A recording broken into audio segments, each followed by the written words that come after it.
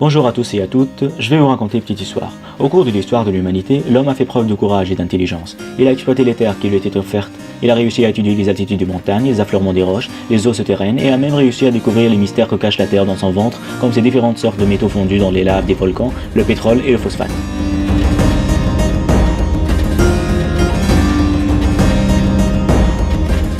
Et la leçon porte aujourd'hui sur le phosphate, une roche sédimentaire plein d'intérêts économiques.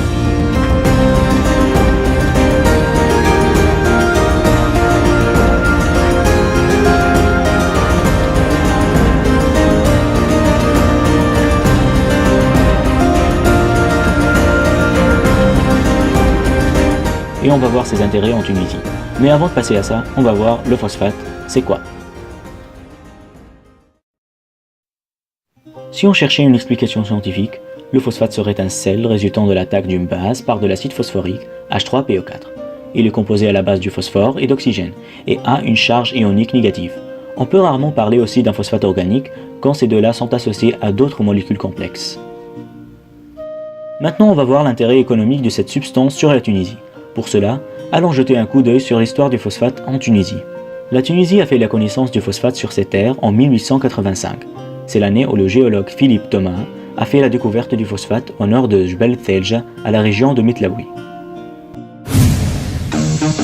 Et depuis cette découverte, la production tunisienne en phosphate n'a cessé d'augmenter pour atteindre plus de 8 millions de tonnes en 2009. Il est enregistré également que la Tunisie était le 5e producteur et exportateur de phosphate en 2009. Par suite, elle entre dans le marché international comme étant un marchand de valeur, avec une qualité très compétitive sur le plan mondial. À la suite de prospection et d'exploration identifiant les gisements, la compagnie de phosphate et des chemins de fer de Gafsa est fondée en 1897. Elle obtient la concession des gisements de la vallée de l'Oued Thelja, sous condition de les relier par une voie ferrée au port de Sfax. Des mines de phosphate voient successivement le jour à Metlaoui, Qala al-Khasba, Rdaïf, Arais. Des carrières sont également ouvertes à Arais, Kef Shfaïr, Larchab, Oued al-Khasfa, Kef Dour, Rdaïf et Jellabia. Alors comment exploiter cette matière pour un intérêt économique?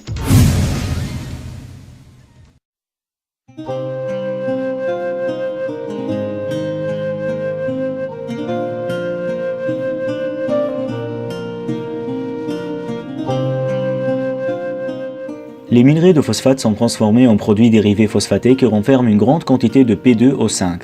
Il est principalement employé comme matière première dans la fabrication d'acide phosphorique qui est utilisé dans la fabrication des détergents et des pesticides.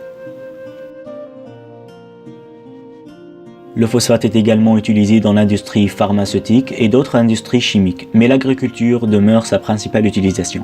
En effet, on peut dériver du phosphate des produits tels que le triple superphosphate, TSP, utilisé pour la fertilisation du sol, le phosphate d'ammonium DAP, le dicalcium DCP et les engrais complets MPK, qui sont des engrais chimiques utilisés par les agriculteurs pour améliorer le rendement végétal. On constate alors que le phosphate est utilisé le plus dans les secteurs agricoles et industriels. Mais malheureusement, son exploitation génère un impact sur l'environnement. Comment est-ce possible? Les phosphates ont beaucoup d'effets néfastes sur les organismes. Ces effets sont principalement les conséquences des émissions de grandes quantités de phosphate dans l'environnement par l'exploitation minière et la culture des champs.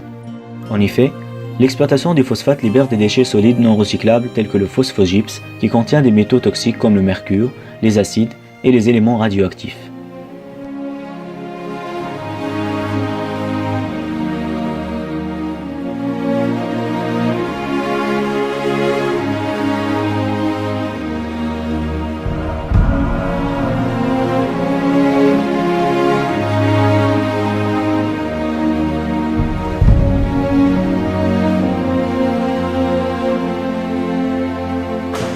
Il libère aussi des déchets toxiques gazeux tels que les gaz soufrés et fluorés.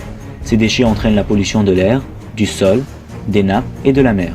Des effets néfastes sur la flore qui peuvent engendrer la disparition de certaines espèces végétales cultivées, ainsi que des troubles de santé chez les animaux et chez l'homme.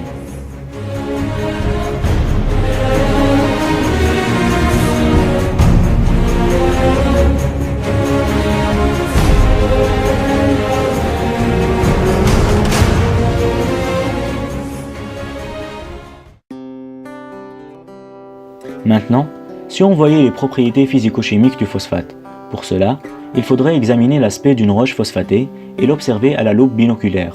Cette observation montre qu'elle est formée de pelées, qui sont des grains phosphatés de forme sphérique ou ovoïde, les coprolites, qui sont des excréments d'organismes de forme cylindrique, des grains de quartz et des fossiles divers dont les dents de requin font partie, ce qui dit que le phosphate a certainement une origine marine.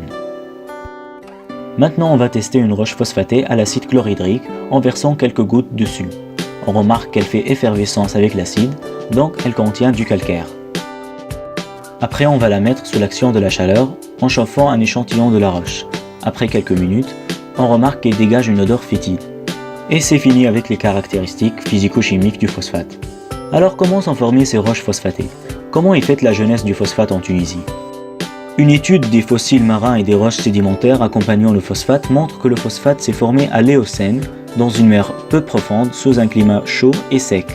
Si on revient à l'ère Éocène, on constatera que la région de Kasserine était une île autour de laquelle se trouvaient des bassins peu profonds et limités par des hauts fonds. On conclut donc que les roches phosphatées sont formées dans ces bassins. En se référant à ce qui précède, on peut dire que le phosphate avait une origine minérale.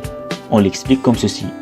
L'eau de mer contient du phosphate à l'état dissous sous forme de HPO4 qui peut précipiter dans certaines conditions telles que l'augmentation de la température ou la richesse du milieu en Ca2+, et former du phosphate d'origine minérale. Et actuellement, on admet que le phosphate en Tunisie a surtout une origine organique. En effet, la matière organique morte riche en phosphate s'accumule au fond des bassins dans les milieux pauvres en oxygène, et elle est décomposée partiellement par des bactéries anaérobiques en sédiments phosphatés.